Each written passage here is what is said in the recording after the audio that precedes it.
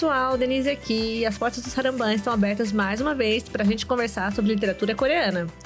Hoje a gente vai falar sobre Hongil-dong, a história de Hongil-dong, de Ho-gyun, que é um livro clássico coreano, e acho que é a primeira vez que a gente fala de clássico aqui no nosso podcast, então fica com a gente que acho que vocês vão gostar bastante, é uma leitura muito diferente.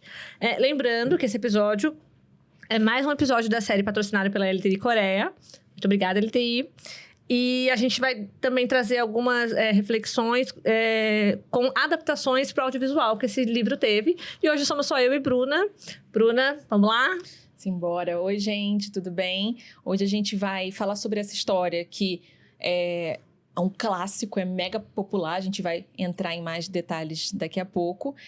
E também não é um episódio com spoiler, então se você tá na dúvida e não conhece essa história, pode ouvir tranquila, que não vamos dar nenhum spoiler e também acho que nem dá para dar, porque são várias pequenas histórias nessa história grande, então é interessante realmente ir curtindo com a leitura. Vamos falar um pouquinho sobre a edição primeiro, né? Essa edição aqui é da Estação Liberdade, ela foi publicada em 2020, em novembro, se eu não me engano. E foi tradução da professora Yoon Jung-in, que já veio aqui também no podcast. E eu descobri que a preparação foi da Thaisa. Isso, eu também. Eu não sabia. Eu fiquei tipo, eu conheço esse nome de algum lugar.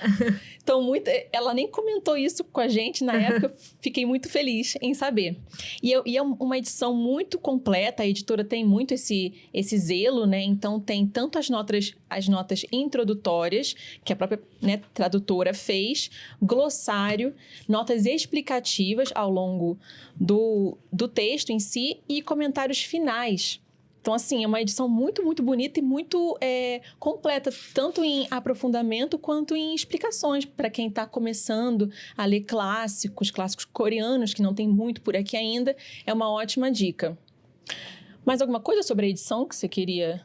Bom, acho que é basicamente isso. Muito bonita. Vem com um marcadorzinho também, que acho que é bem clássico, né? Da Estação Liberdade. Muito bonito.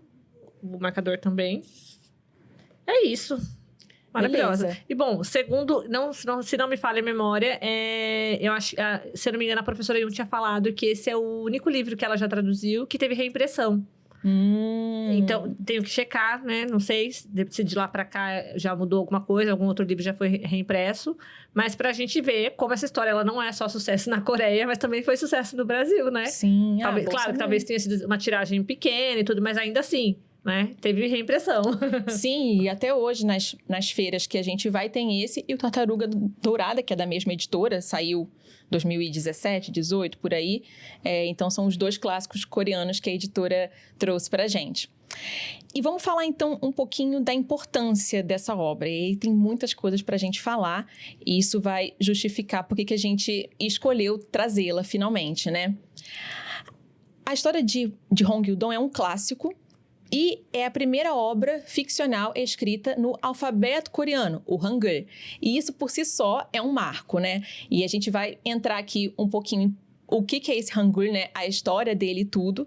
E, bom, mas é importante falar que a história foi escrita em 1612, então século 17, na dinastia Joseon, a última dinastia monárquica da Coreia, né?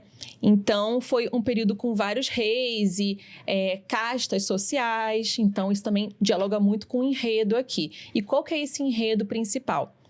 Como o título diz, a história de Hongil-dong. Então, a história vai ser sobre esse homem, esse menino que depois se torna um homem, que ele tem habilidades especiais aí. Ele tem vários poderes, por exemplo, de encurtar o tempo, se multiplicar em várias imagens. E, claro, muito tem a ver com teorias do taoísmo, né? Eu sei pouco, mas você pode entrar mais. Então, esses poderes dialogam muito com isso. Então, qual que é o grande mote? Ele usa esses poderes dele para roubar dos ricos e dar aos pobres. Então, é o famoso Robin Hood, que a gente também vai entrar depois. E essa história, né, veio lá do século XVII e, ao longo desses séculos, foi passando por várias adaptações, expansões, reduções. E Não se sabe, então, se a história que a gente tem aqui é original. Possivelmente não, porque passou por muitas mãos. Mas é a que é meio que contada de pai para filho, de filho para neto, etc, né? É como se fosse assim, o Hongil-dong é um personagem folclórico, né, coreano. Isso. Então, assim, eu acho que eu entendo que deve ter sido, assim, muito de narrativas orais, né? Essa história era contada, e muita gente ia modificando ela.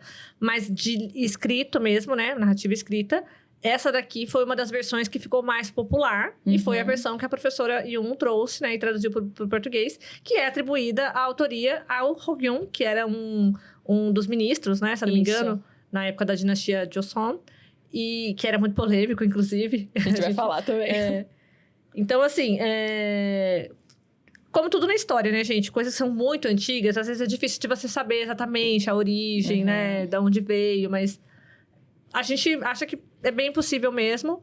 Também tem um pouco uma questão se realmente o Gil-dong foi uma figura que existiu, né? Sim, acredita-se que sim, né? Ou se é só uma ficção, né? Mas porque também tem pessoas que dizem que pode ter sido inspirado em um personagem que já existia no folclore chinês, né? Isso. Tá muito bem detalhado nas partes finais, né? Nos comentários finais, que tem esse diálogo mesmo.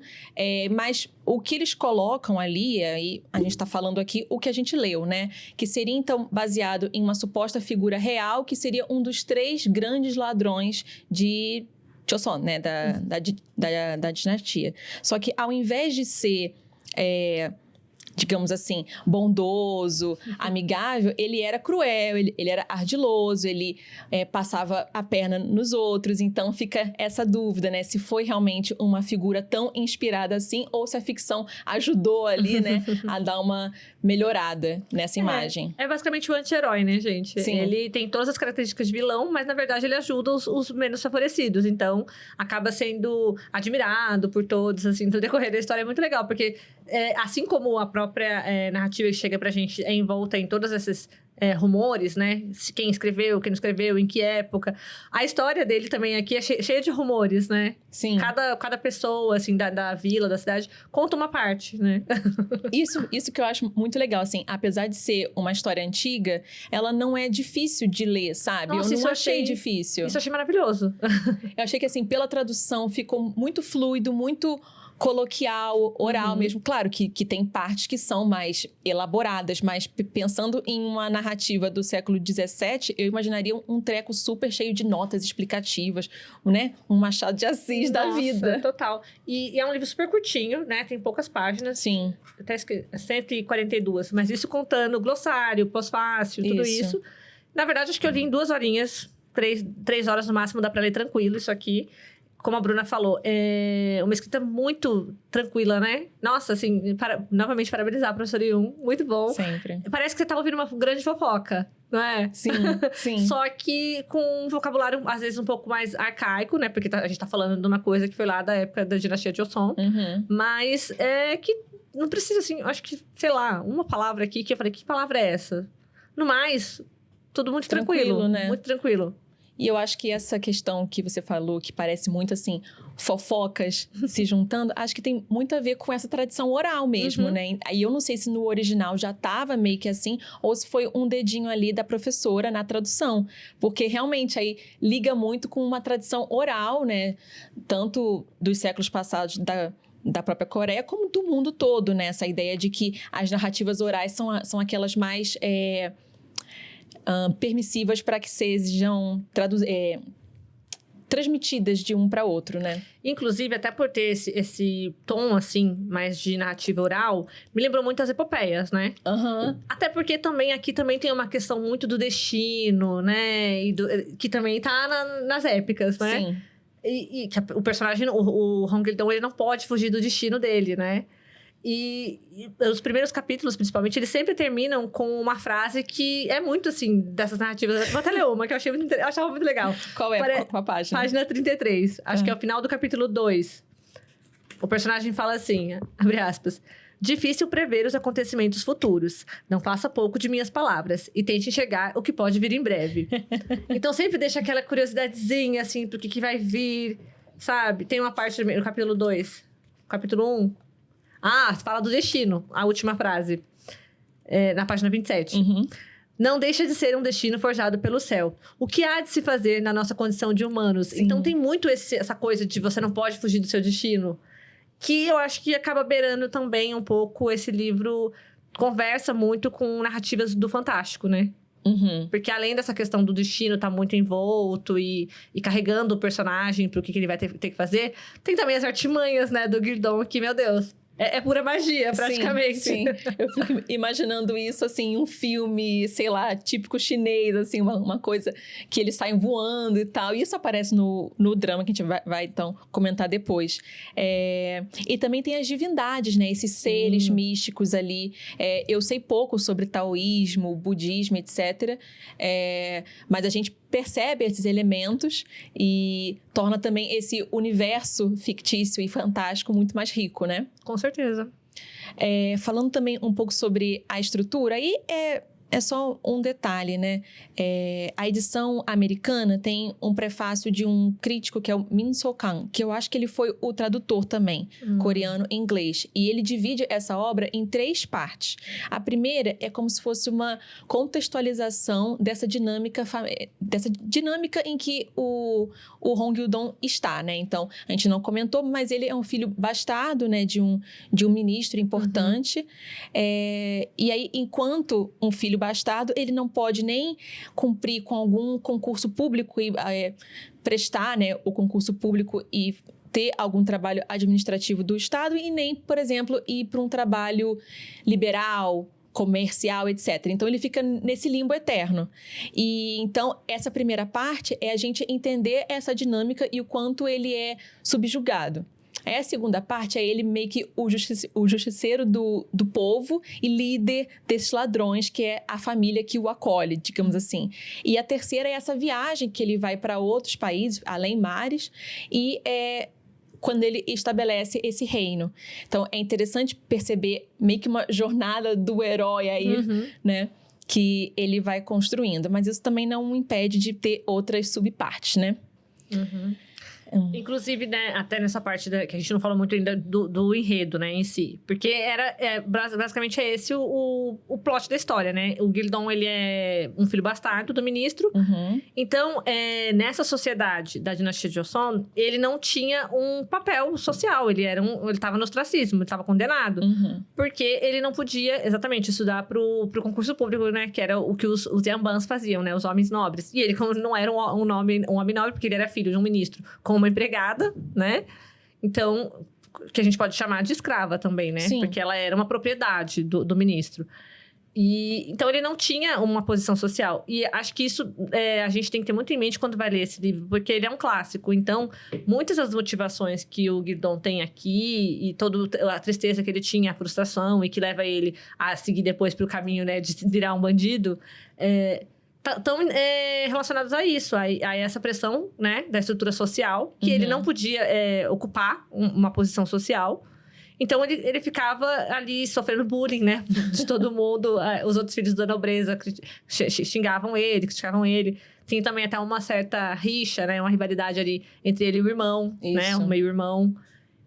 Então, tem todas essas questões que a gente tem que ter em mente quando vai ler, que estão baseadas no confucionismo, né? Exatamente. A gente pode entrar nisso, talvez agora mesmo, esse contexto geral. Então, a obra ela foi escrita no século XVII, mas a dinastia Joseon começou no século XIV. 14 ao 19, né? Então, até finalzinho do 19. Posso estar enganada, acho que é isso, mas é esse intervalo. E antes dela era a dinastia Goryeo, que era fundada ali pelo budismo, né? As mulheres também tinham uma posição um pouco mais igualitária em relação aos homens. E aí, nessa outra dinastia, elimina-se aí o budismo. Então, ideais antibudistas são muito, muito fortes. Inclusive, nessa obra aparece isso. E entra, então, a ideologia do confucionismo, que basicamente preza por 3 vínculos principais, 3 ou 5, 5 vínculos principais para manter a ordem do Estado, né? Então, é vínculo de lealdade, governado e governante, piedade filial, filho, pai, devoção, esposa, esposo, tendo mais novo para o mais velho e de amigo para amigo. E, além disso, o confucionismo, ele preza muito pelo estudo acadêmico para uma ascensão social. Então, quem é abastado se torna mais abastado e quem é pobre fica pobre ou fica pior ainda. Então, o contexto da obra é esse. A obra traz bastantes elementos a esse respeito.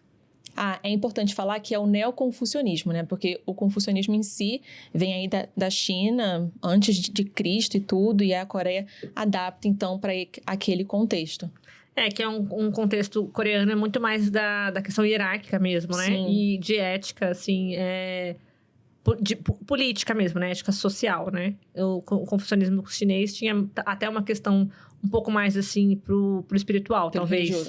Entendi. E aí a gente tem o Gildong, que era um sojá, né? Que era essa pessoa que é um filho bastardo. Então, ele não tinha direito a ter essa prova, né? Para ascensão social. E ele fica ali desse jeito. E aí, é interessante a gente pensar que o Gildong, ele tem no começo, que nem você falou, porque a gente pode mesmo entender que tem uma primeira parte. É a gente entender por que ele tá triste, por que ele tá triste. E assim, é engraçado, porque se a gente for pensar, ler isso aqui com um olhar de hoje, a gente fica putaça, pra ser bem sincera. Porque ele tá lá triste, porque ele não pode ser ninguém. E aí, se a gente pensar, ainda mais nós, mulheres... Vai a luta, né, homem? Não, ainda mais nós, mulheres. Se a gente pensar assim, mas... E as mulheres também não eram nada, entendeu? Mas pra ele, realmente, ele não podia ser nada, né? E, inclusive, até mesmo um dos valores... Só que ele era uma criança prodígio. Importante a gente frisar isso. Verdade. Ele era muito inteligente, ele tinha muitas habilidades, né? De memória. E também de aptidão física mesmo, né? Ele era bom nas artes marciais. Ele sempre demonstrou muito talento, desde criança. Verdade. Então, ele tinha muita ambição. Só que nesse contexto, era uma pessoa que não podia ter ambição nenhuma, porque ela não teria nenhuma oportunidade de nenhum cargo, né? E até mesmo de dar orgulho para os pais, né? Porque ele, no caso, ele não podia chamar o pai de pai, ele não podia chamar o irmão de irmão, e até mesmo a mãe dele, por ser uma escrava, ele não podia dar para ela orgulho, né? Sim. E isso vai, levar, né, o Gildong a fazer todas as artimanhas que ele faz aí. E se revoltar, né, contra a política da época. O sistema, sim. O sistema da época. Porque são castas muito rígidas, né? Então, era não só difícil você mudar de casta, ou talvez até quase que impossível, como também de você transitar entre elas algumas vezes. Então, você nasce daquele jeito, então você já tem meio que um destino traçado para você. Né? E nem sempre é um destino que você escolheu, né? Que é a partir das suas escolhas. Acho que a gente podia voltar, a gente entrou no enredo e tudo, mas talvez voltar um pouco para a importância da obra, né? A gente comentou que é uma obra ficcional, a primeira, né? Escrita no alfabeto coreano, só que a gente não falou muito qual é essa importância ao todo, né? Sim. Eu vou ler uma parte que está na primeiríssima... É a primeira frase que a professora Yun coloca em notas introdutórias. Que ela fala o seguinte: uma história nacional contínua e milenar sobre um mesmo território, numa sucessão de estados administrativos devidamente equipados e regimentados, alimenta hoje o sentimento de orgulho nacional dos coreanos. No entanto, a mais cara e unânime de suas riquezas culturais é certamente o Hangul, escrita nacional inventada pelo rei e acadêmico Sejong,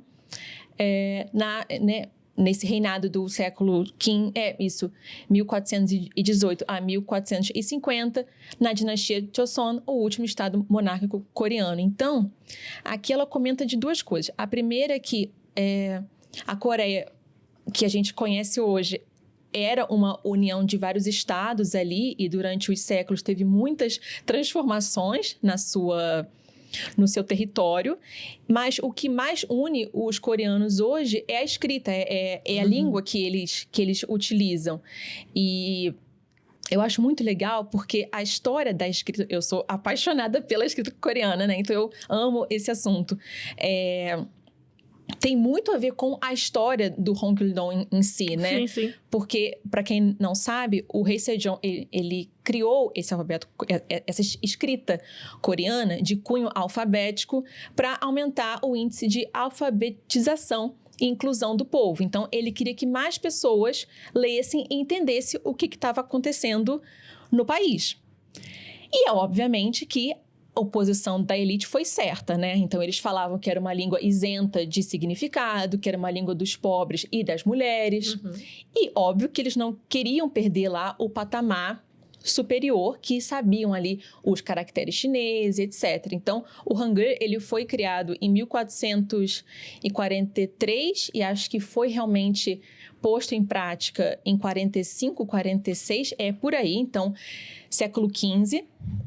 Só que ele não chegou a ser aplicado, né? Por conta dessa oposição da elite. E com esse passar dos anos e essa luta pela sistematização da escrita coreana, tiveram muitas alterações, muitos linguistas envolvidos, e ela só veio à tona com força, posso estar um pouquinho enganada, mas quando começaram a vir nações outras dominando esse território. E aí eles colocam a escrita coreana como sendo um símbolo de identidade do povo todo. E essa história se parece um pouco com a de Hong Kil-dong, porque, bom, ele vai tirar dos ricos para dar aos pobres, então, oba, né, o povo aí em primeiro lugar, mas também porque é uma história que, ao longo dos séculos, além de ter sido muito adaptada, ela veio com muita força durante a ocupação japonesa. Ela retornou com força em produções, adaptações. Por que eu penso? Por um objetivo de criar um símbolo de identidade nacional de novo. Então, a história dos dois, assim, pode ser muita doideira, mas para mim faz muito sentido, sabe? E eu acho que também é sempre um símbolo de resistência, né? Contra o governo. Uhum.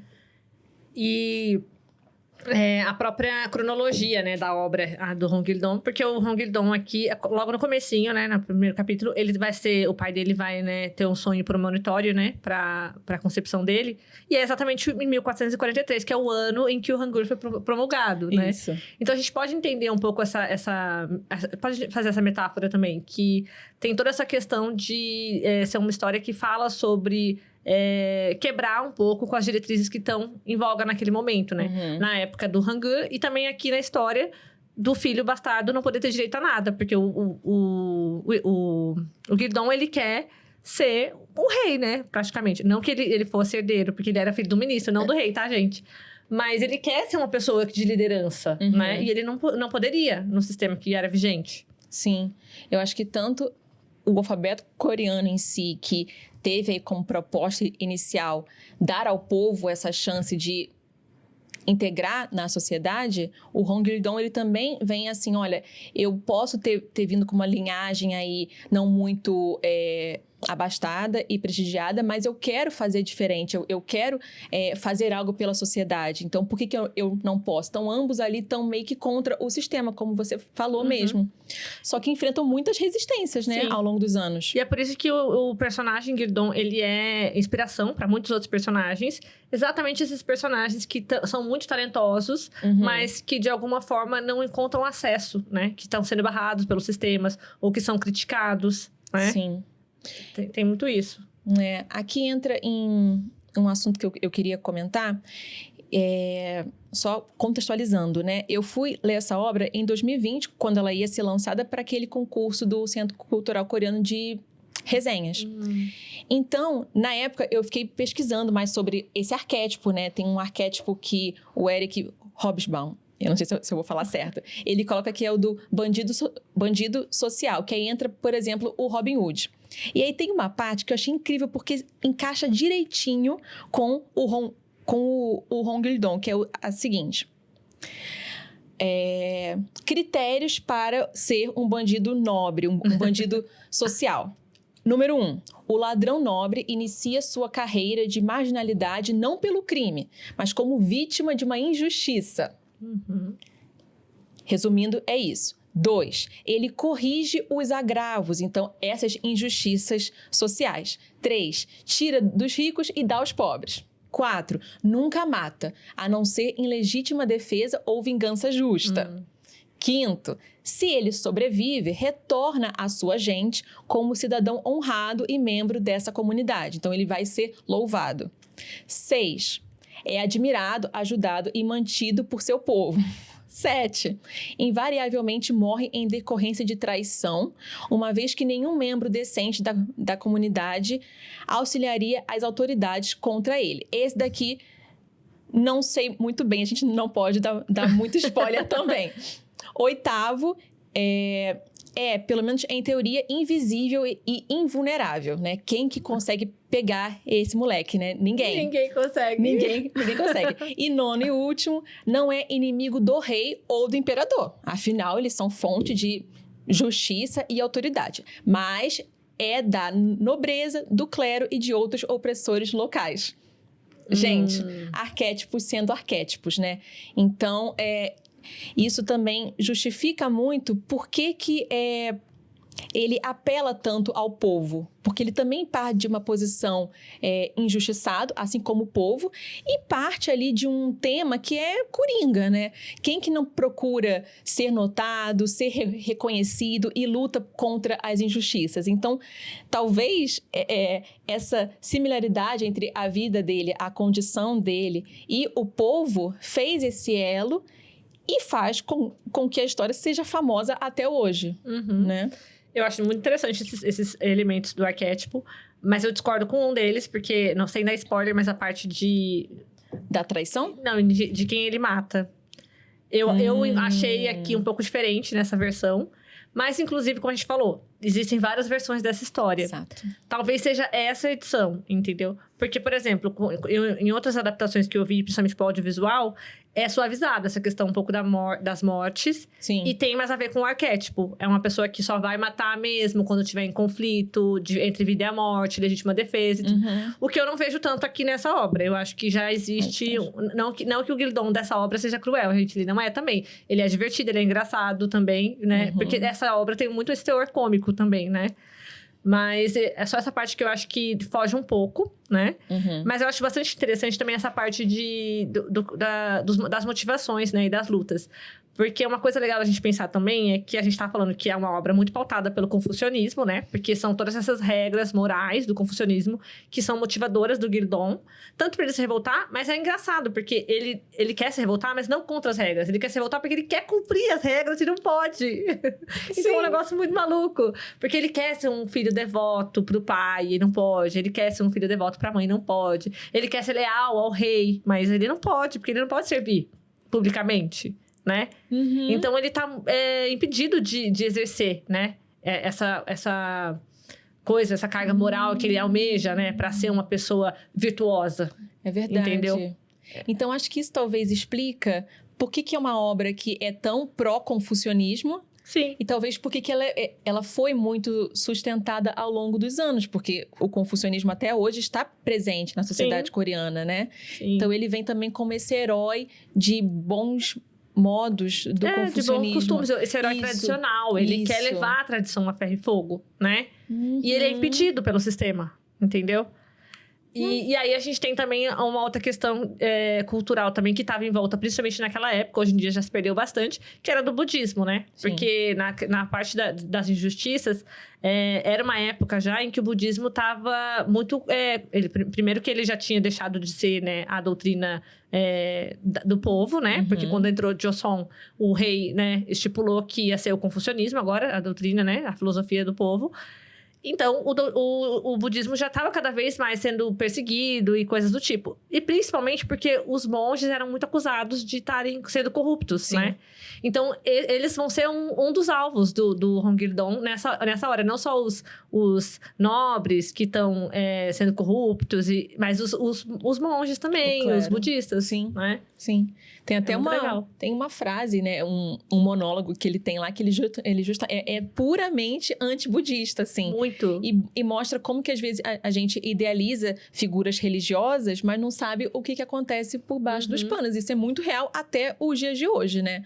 Não só falando de budismo, mas, enfim, de outras religiões também, que não precisamos entrar agora. Mas, por outro lado, a gente tem fortes elementos do taoísmo, né? Que foi o que a gente falou, que são esses elementos que beiram a magia, né? Ao fantástico, que são essa força, né? Que o Gildon, principalmente, consegue desenvolver. Que a gente falou, ele era um garoto que era muito talentoso.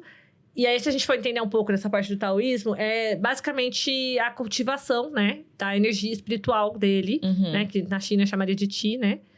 E que ele consegue cultivar tanto, né? Exatamente por ele ser esse homem virtuoso, né? Entendi. Que ele consegue usar certas habilidades até de movimentação, né? Ele tem aquela... a caminhada rápida. Sim. Quase como um teletransporte, né? Porque ele tem esse Qi muito elevado, entendeu? É mais ou menos por aí. E é nessa parte também do taoísmo que depois chega a alguns pontos em que entram algumas divindades, né? Porque seriam essas pessoas que tiveram uma cultivação tão forte que transcenderam. Né? Isso a gente vê em muitas narrativas hoje em dia, tá muito famoso, gente. Muitas séries chinesas, principalmente, né? Tanto no Viki, tem muito K-drama, muito C-drama, que é de Wushu, né? Que a gente fala que é dessas artes marciais. Que tem muito essa coisa da cultivação, né? A gente tem também aqui no Brasil, pela New Pop, o fundador da cultivação demoníaca, que é o Modal Zushi, que também fala sobre essa coisa da cultivação, né? É que fica com esse nome, gente, em português. Mas é o Modal Zushi, que fala muito sobre essa coisa, né? Dos cultivadores. E que eles voam, eles jogam foguinho nas pessoas, é tudo isso. Sim, sim. E é importante falar que ele só decide, então, aprimorar esse Qi dele, né? Essa energia, porque ele é deixado de lado, né? Então, entra aí também o taoísmo, o Tao, como esse caminho rumo a uma ascensão ali, né? É muito interessante. E aí, acaba, pensando em simbologia desse personagem, ele acaba virando um mito catártico, né? Acho que a professora coloca isso também, né? Então, ele vira o que o povo mais almeja e sempre almejou, né? Incluindo tanto essa ascensão espiritual, social, etc. Vamos falar um pouco sobre a autoria, que a gente deixou de lado? Ah, sim. Importante. Que isso também tem a ver com as motivações do Gildon. Exatamente. Porque o próprio autor era uma pessoa que criticava muito o sistema, né? Ele era eu não sei se ele tinha alguma questão pessoal a respeito, mas ele advogava muito exatamente pelos direitos desses sojás, né? Que eram essas pessoas que eram bastardas. Ele queria que essas pessoas tivessem direitos, né? Perante a sociedade também, pudessem participar dos concursos, né? Então, e fora isso, ele também tinha várias outras propostas muito polêmicas que o sistema da época não gostava. Inclusive, que culminou, né? Na morte dele, cruel. Dele. É importante falar dessa morte também. Antes disso, você comentou sobre motivação pessoal e tudo. Nas explicações finais, o que a professora coloca é o seguinte. Ele vinha de uma família abastada. Então, bastardo ele não era. Só que ele era pupilo. Aí eu vou ter que ler aqui. Ele era pupilo de um estudioso confucionista que não pôde exercer a vida pública por ser um sojá. Que vem a ser o Li Bai, que eu não sei falar. Mas, enfim, que era um dos poetas mais famosos e emblemáticos chineses. Ele era pupilo do Li Bai, gente. Bom, supõe-se que isso tenha motivado ele a, então, advogar aí pela causa dos bastardos. Então, liga muito, né, esses 3 pontos. História do alfabeto coreano, a história do Hongdong em si e da obra, né, a obra como um todo e a história em si e o autor. Por isso que falam que talvez ele mesmo tenha escrito, embora ele tenha sido um ministro que deixou uma obra vasta, mas tudo em ideograma chinês. Só essa obra que ele deixou é a única. É a única. Então, fica essa dúvida, né? E falando sobre a morte, né? Ele foi preso algumas vezes, exílio, exoneração, prisão, etc. Mas ele foi morto mesmo por desmembramento. E eu não sabia o que era, né? Eu pensava que era só tirar os membros, mas não, eles vão tirando pedacinhos. Ai, tortura. É tortura. A ponto de que, no final, não tem como reunir os restos mortais e prestar homenagens. Então, é dito como sendo uma das mortes mais cruéis. principalmente para o sistema vigente, porque no confucionismo eles têm a tradição de ter o túmulo do ancestral e prestar as homenagens ao ancestral, né? Então, se você não tem um corpo, você não tem, né? Porque foi partes para todo lado, então você nunca vai ser prestada a você essa devoção, entendeu? Sim. Então a história dele é bem triste, assim, e é curioso, eu aprendi isso anos depois, que a irmã dele também, a família toda era muito letrada. E a irmã é uma das principais poetas de ideogramas chineses e tudo. Tem até um parque, eu não vou lembrar a cidade, eu não sei se é Gyeongju. Não sei, tem um parque lá na Coreia que faz homenagem aos dois. Aí tem as obras e tudo. Então, assim, ele pode não ter tido um túmulo, né? E uma cerimônia, mas ele foi lembrado depois com o passar do tempo, né? Bom, então falamos dele. Acho que podemos partir para o paralelo Gildong e Coreia. Eu espero que eu não esteja viajando muito. Nesse concurso de resenhas que eu participei, eu fiz um artigo que eu fui ler ontem e eu fiquei, nossa, Bruna, precisamos alterar algumas coisas aqui, mas ok. E aí eu fiz um paralelo meio complicado, que foi o seguinte, eu pensei muito sobre a figura do Hong Gil-dong em comparação com a história da própria Coreia. Porque o Hong Gil-dong, ele busca por essa justiça e por uma legitimidade. Ele quer ser reconhecido, né? E a Coreia, a gente sabe, né? Durante séculos, foi uma nação território de outras nações, né? A Coreia demorou muito tempo para ter ali uma voz ativa e tocar as rédeas da própria vida, né? Então, essa relação me parece muito forte e justificaria o Hong Gil-dong ser esse elemento de união nacional, sabe? A Coreia sempre foi essa marionete, sempre foi uma subjugada, assim mesmo, assim, uma nação bastarda.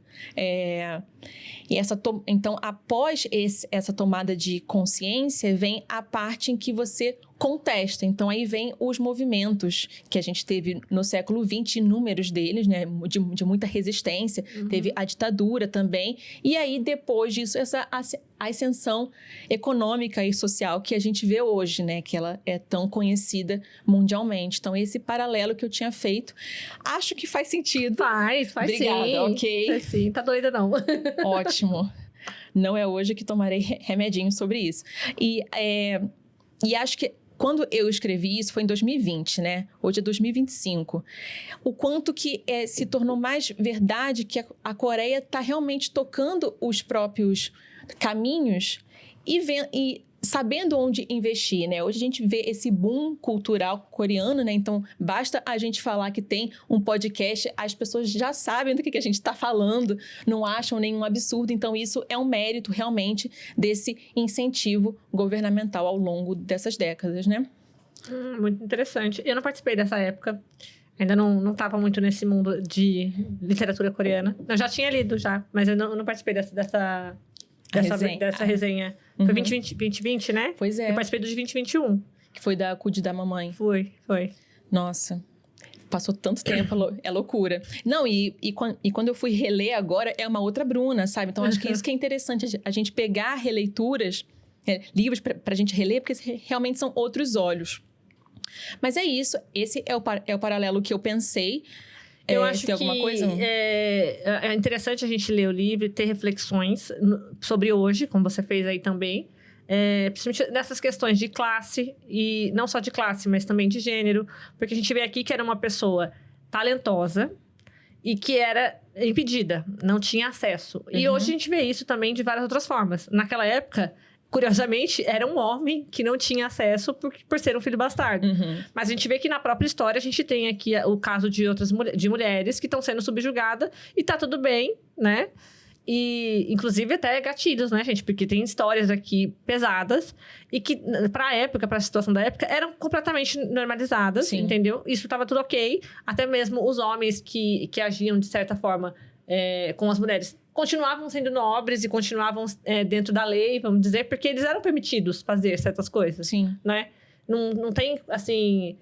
ele estava errado nisso. Então, toda a honradez a ele ainda, né? Mas se a gente for para pensar nos dias de hoje, a gente encontra muitas pessoas que têm essa coisa, né, do Hong Il-dong. Eu acho que também é isso a força de deixar esse personagem famoso até hoje. Porque a gente estava falando, muita gente hoje em dia ainda, a gente tem muitas conversas em que as pessoas estão lutando pelos seus espaços, sim, né? Sim. Tanto por questão de direito de cor da pele, de classe social, tudo isso. Tudo. Eu acho que isso também ressoa muito, né? Você reconhecer um talento, uma qualidade, você lutar por ela. Quem que não gosta disso, né? Você tinha comentado sobre o quanto que isso ressoa com a Coreia de hoje, nesse sentido de oportunidade, e é muito verdade. Por exemplo, pensando na indústria do K-pop, tá? Nossa! Né? Assim, as empresas, elas vão buscando esses talentos e dão a oportunidade a essas meninas, meninos, enfim, para realmente ter ali um crescimento, né? Então, ressoa muito até com os dias de hoje. E, em contrapartida, é como se fosse um sistema. Porque tempo. essa audição e essas empresas que selecionam esses artistas, eles são, digamos que, o único caminho. É muito mais difícil na Coreia um artista fazer sucesso independentemente, sabe? Uma pessoa pegar o seu violãozinho e ir lá fazer busking e ficar famoso. Porque pra ele realmente ficar famoso, ele vai precisar, em algum momento, ceder e entrar pra alguma das agências, entendeu? Porque se ele não fizer isso, muitas vezes ele é boicotado, entendeu? As agências agem por trás ali pra aquela pessoa não ir pros holofotes, entendeu? É complicado isso, inclusive, né? já teve vários... já teve casos de pessoas... Não, polêmico, né, gente? Jay Park. Jay Park, quando saiu da JYP, ele ficou, tipo... proibido de participar de várias atividades na Coreia. Porque ele não era mais a gravadora. Então, até ele conseguir depois o próprio espaço, né? Que ele teve que criar uma própria gravadora. Entendeu? Porque era isso. Ele tava fora do sistema. Né? Porque o K-pop é um sistema, né? Sim.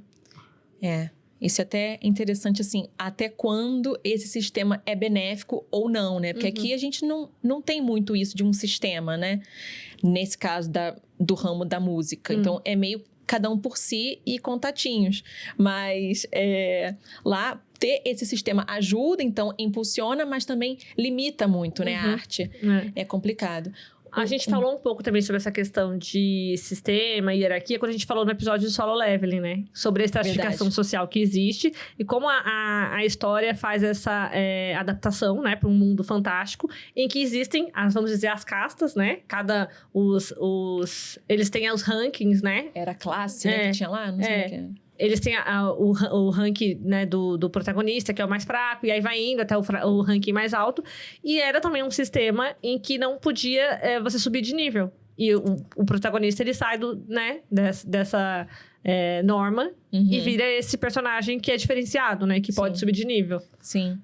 Uma outra questão que eu queria comentar sobre essa leitura mais crítica dessa obra histórica antiga é que é difícil a gente ir com um olhar crítico não crítico, um olhar julgador para as atitudes ali. Então, por isso que é importante, a gente sempre preza por isso, né? A gente contextualizar todo esse período, os ideais ali, para que a gente vá nessa leitura mais crítico, mas sem colocar, nossa, olha essa mulher aqui submissa, olha esse homem que não tá fazendo por onde, né? Então, também, esse saber sobre contexto, de um modo geral, ajuda até a usufruir da obra em si, né? E não só literatura coreana, né, gente? A gente tem coisas que acontecem aqui que a gente, meu Deus, não quer saber, né?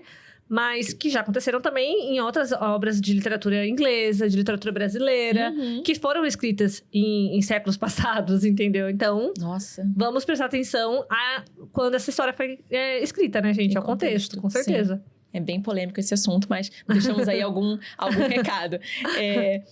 Indo agora para comparação com a série que a gente assistiu, né? Foi uma série de 2008, disponível no Viki. Fora, assim, né? É importante falar primeiro que, assim, por ser uma história muito, muito famosa e popular, ela foi adaptada para tudo quanto é tipo de mídia. Virou quadrinho físico, virou jogo, séries e mais séries. Então, assim, É famosa. E, inclusive, eu que não sou do K-pop, mas aqui eu estou representando, D-Dragon colocou que ele fala que ele é o próprio Que ele é o próprio Hong Li-dong. Isso. Yeah. Na música Knockout, tá vendo? Que é uma Bruna música também sabe. de Dragon Ethiopia, hein, gente? É muito bom. Entendi nada, mas é um top que era do Big Bang também. E que, inclusive, tá no Squid Game, né? Tá voltando aí pros holofotes. Porque é uma música do Du, né? Entendi. Knockout. Aí eu falei, Bruna, representou agora pro K-pop, menina. Representei.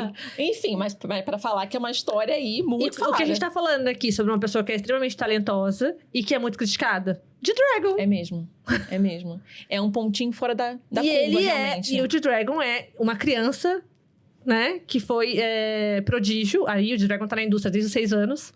Olha, eu não sabia. Entendeu? Ele é o próprio Hong Li-dong. Que legal! A analogia que ele faz é perfeita, sabe? Eu achei assim... A música é muito boa também. Vão lá ouvir, gente, Knockout. Sim, é muito boa. Mas, enfim, falando então da série que a gente assistiu, né?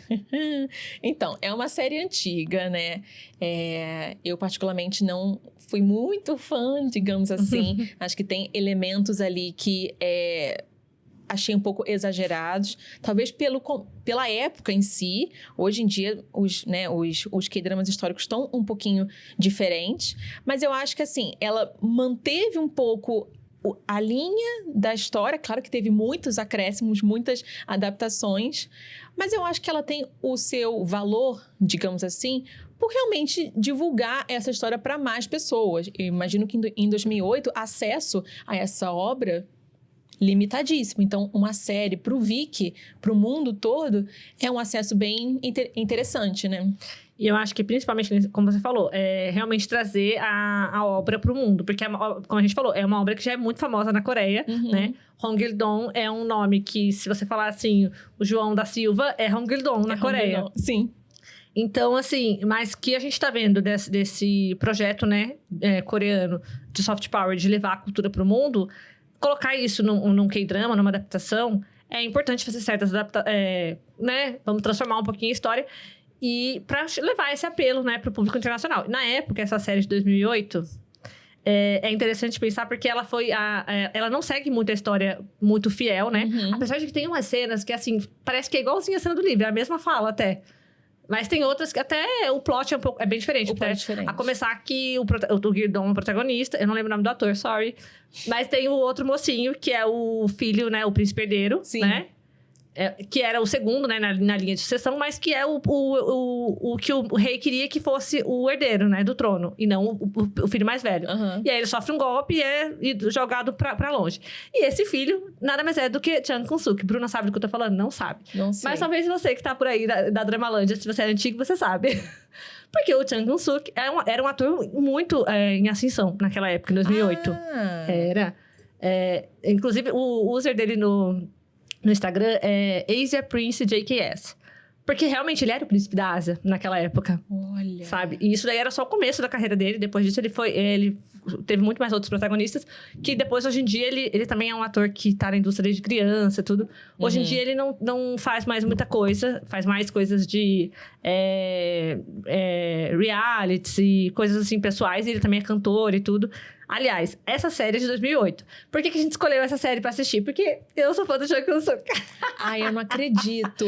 Porque tem outra série de 2017, né? Que é mais atual. Que se chama Rebelde, o ladrão que roubou o povo. Só que nessa, não tinha nenhum ator que eu gostava. Mas essa também não tá no Viki, eu acho. Tá sim. Ai, eu não acredito que você me fez ver a mais antiga. Eu fiz. Gente, e o cara é tão... É bonito, é bonitinho. Ele é bonito, menina. Tá bom. De cabelo comprido, então, nossa. Nossa Senhora, Jesus.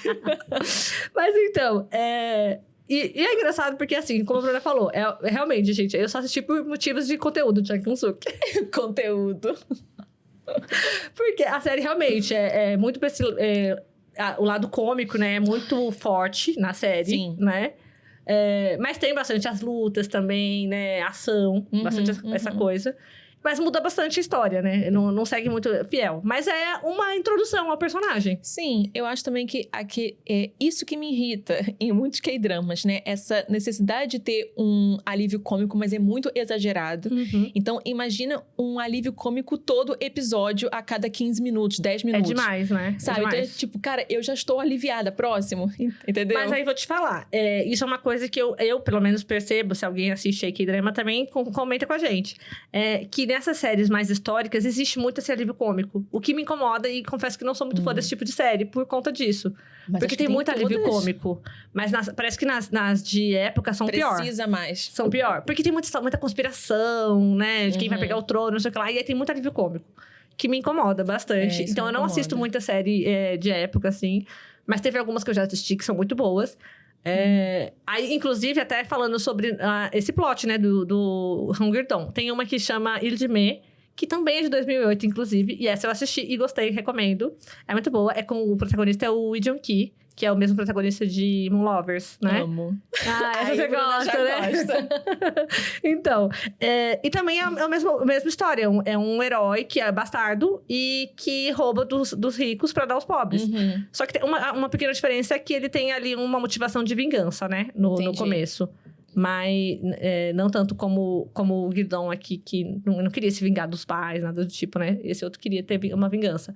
Mas é uma série muito boa, que eu até recomendo. E também tá no Viki. Tá no Viki, é muito boa. Vai lá assistir, de Jong-ki, tá ótimo. Jesus. Então acho que é isso. Esses alívios cômicos exagerados me pegaram. E também sempre tem que ter um romance, né? Então no primeiro episódio já começa aquilo, um implica com o outro. Ai, eu tô cansada, sabe? E essa parte do romance, eu acho que... Se no livro a gente comentou que, né, a gente tem que ler pensando na questão da submissão da mulher, né? Valores confucionistas, outra época e tudo mais. Já assistindo me incomoda muito mais. Sim. Muito mais. Até porque 2008, né? Sei lá. Não sei. Então. Mas não, mesmo que fosse 2008, tem drama de hoje em dia que ainda faz a mesma coisa. Que eu detesto também. Por exemplo, a questão logo no começo lá, porque aí os dois vão gostar da mesma menina, né, e tal, né, pra ter o conflito, né, a rivalidade, eles têm que sempre ter o triângulo. E logo no começo teve uma cena que me incomodou muito, que é aquela cena que ele, o vô, né, da menina, fala se o rapaz gosta dela, né, o príncipe, no caso, o personagem do Jang Eun-suk. E ela fala, acho que não, ele me ameaçou. Aí ele fala assim, então ele gosta, porque se o cara te ameaçou é porque ele gosta de você. Oi, gente. E é isso, né? Porque tinha muito essa coisa de que se o cara te implica. Inclusive, tem uma coisa que eles fazem também na série que me incomoda muito. Eles chamam ela, o que os dois mais fazem é chamar ela de garota estúpida. Cara. O tempo todo. Sim. Aí eles, que garota estúpida. E dão uma risadinha, tipo, estou apaixonado por ela. Eu acho que, assim, justificaria pela Coreia da época. Só que é impossível, Bruna, Denise, assistindo hoje, não ficar irritada, sabe?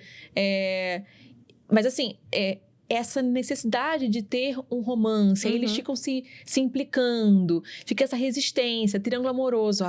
Quando no livro o romance nem tem, é muito secundário. Tipo assim, é uma consequência, vamos dizer, porque digamos que é uma das obrigações de um homem virtuoso. Sim. Mas não tem nada a ver. Mas não tem nada a ver. Tipo, vou me apaixonar, vou não sei o quê, blá, blá, blá. Não tem. Então, assim, resumo, eu acho que a série é bacana, cumpre com aquele propósito de divulgar aí um pouco sobre a Coreia, mas que eu veria com várias ressalvas hoje, né? Eu recomendaria ver, assim, com muitas ressalvas, vai bem tranquilinho, para não ficar muito preso a esses detalhes, assim, tão incômodos. E pra quem não gosta de série que tem esse estilo, né, de drama histórico, existem também muitos dramas modernos que têm um plot muito parecido. Sim. Por exemplo, o drama Herdeiros também é problemático, né, em questão de relacionamento homem e mulher. Sim. Mas o plot também é esse, o protagonista é o filho bastardo, né? E aí tem sempre o irmão que tem medo do pai querer passar a sucessão do conglomerado pra ele. Então, querendo ou não, é uma transposição da mesma história, mas pros dias modernos. Sim. E pensar também que essa estrutura, né, de castas sociais ainda está muito presente. Isso de que você sendo um filho bastardo, até nos dias atuais, né, com as grandes empresas, chaebol, etc., na Coreia, meio que repete esse sistema antigo, né? Então não é uma história tão antiga assim, não. Tá Fala aí. muito, tá aí até os dias de hoje com essa série, então fica bem nítido. E Herdeiros, pra quem quiser assistir, o conteúdo também e Mirror. Cara, aí não. Aí não me pega, aí não. Mas tem muita fã, Bruna. Ele é um ícone. Ai, Jesus. Assistam Pachinko, olha. E Mirror também, bora. Então, melhor. Ai, mas acho que é isso. A gente tocou em vários pontos aqui importantes, drama, adaptações, história. Tá um conteúdo bem recheadinho aí para que você também vá para essa obra que eu super recomendo. Eu acho que é uma obra que, sim, tem que ser falada. Até pelo seu teor literário e histórico mesmo. Sim, e, gente, 2 horinhas da sua vida.